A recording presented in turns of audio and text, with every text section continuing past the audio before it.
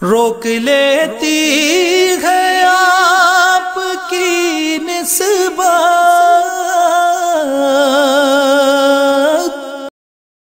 औज़ुबिल्लाहि मिनश्शैतानिर्रजीम। बिस्मिल्लाहिर्रहमानिर्रहीम। प्रोग्राम सवाल आपका में फ़िक़्ह हनफ़ी की रोशनी में आपके सवालात के जवाबात के साथ हाजिर हूँ। चंद एक सवालात पूछे गए हैं।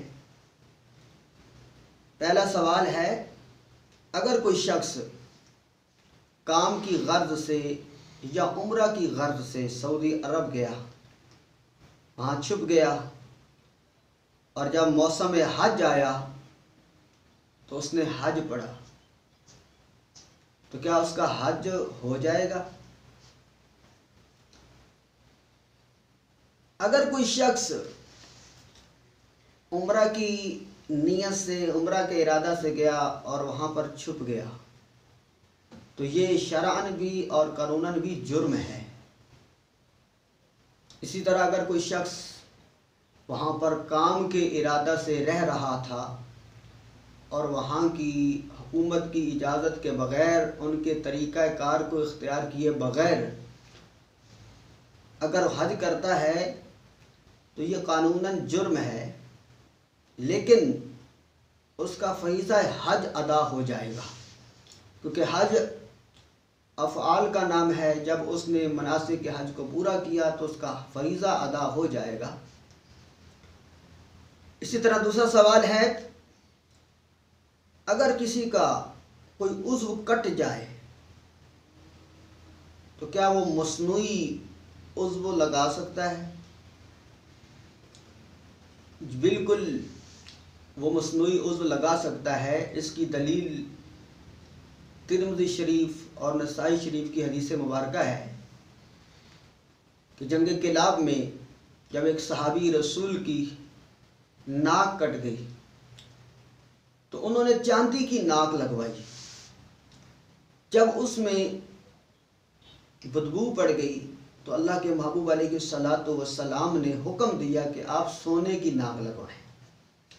तो इस हदीस मुबारका से पता चलता है